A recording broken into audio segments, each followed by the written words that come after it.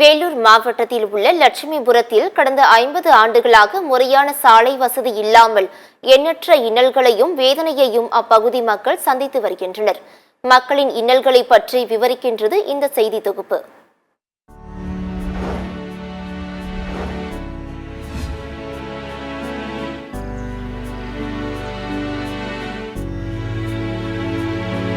வேலூர் மாவட்டம் காட்பாடி தாலுகா இளையநல்லூர் ஊராட்சியில் உள்ளது லட்சுமிபுரம்.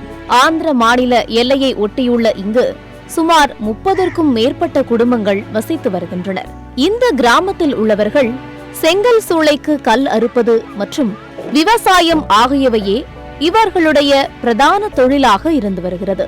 கடந்த 60 ஆண்டுகளாக இந்த பகுதி மக்கள் வெளியிடத்திற்கு சென்று வருவதற்கு முறையான வழி கிடையாது.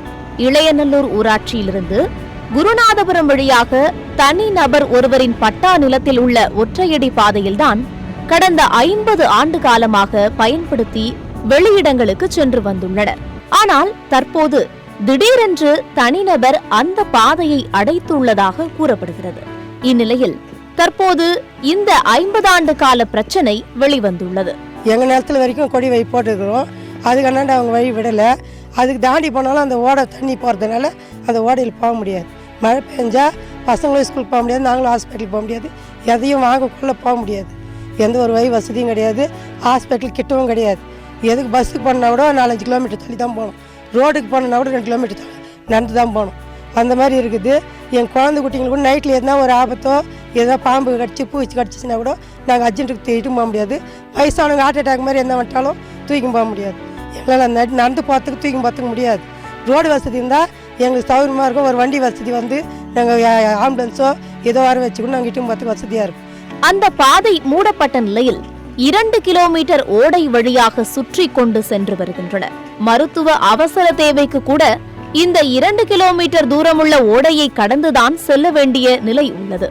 மேலும் இங்கிருந்து பள்ளிக்கு செல்லும் மாணவ மாணவிகள் 2 கிலோமீட்டர் தூரம் ஓடையை கடந்து பின்னர் 8 கிலோமீட்டர் தூரம் சைக்கிளில் சென்றுதான் பள்ளி படிப்பையும் பயின்று வருகின்றனர். மாணவி ஸ்ரீதேவி சாலை இல்லாமல் அவதிப்படுவது குறித்து தெரிவிக்கையில், தான் தற்போது கல்லூரியில் பயின்று வருவதாகவும் சிறுவயது முதலே கிராமத்தில் சாலை இல்லாத காரணத்தால் மிகுந்த அவதியுடன் பள்ளி கல்வியை நிறைவு செய்ததாகவும் தற்போது கல்லூரி விடுதியில் தங்கி பயின்று வருவதாகவும் தெரிவித்த அவர், இப்போ நான் காலேஜ் படிக்கிறேன். இப்போ ரோடு வசதி இருந்தால் நான் டெய்லியும் போயிட்டு வரது நல்லா இருக்கும்.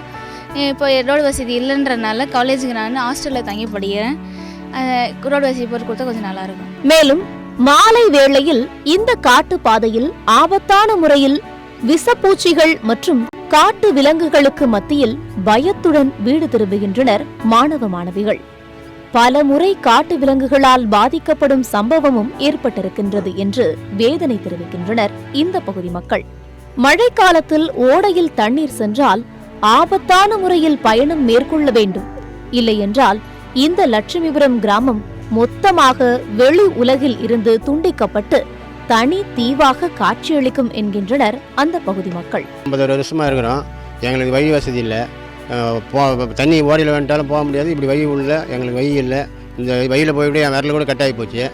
இப்போ வழி இல்லாத நாங்கள் கலெக்டர் ஆஃபீஸில் போய் வந்தோம். வந்து பார்த்தாங்க, திருப்பி எதுவும் மிஸ்டேக் எடுக்கல. நீங்கள் கொஞ்சம் பார்த்து எங்களுக்கு வழி வசதி செஞ்சு தர வேணும். இங்கே இருக்கிறோம், நாங்கள் ஒரு 60-70 பேர் இருக்கிறோம். ஒரு 20-30 குடும்பம் இருக்குது.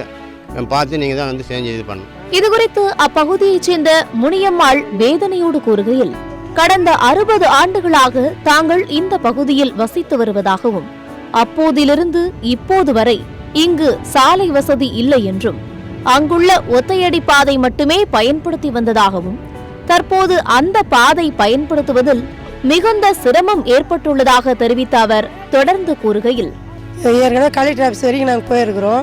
எங்கள் குழந்தைக்கு சின்ன பசங்களாக இருக்கும்போது போனோம். ஆனால் எந்த ஒரு நடவடிக்கை எடுக்கலை. தாசில்தார்லேருந்து எல்லாருமே சொன்னாங்க, உங்களுக்கு ரோடு வசதி எங்கள் பண்ணி கொடுக்குறோம், கலெக்டர் சார் சொன்னார். ஆனால் அவங்க எந்த ஒரு நடவடிக்கை எடுக்கலை. இன்னி வரைக்கும் அந்த முயற்சி பண்ணல. நாங்களும் போயிருந்தான் இருக்கிறாங்க.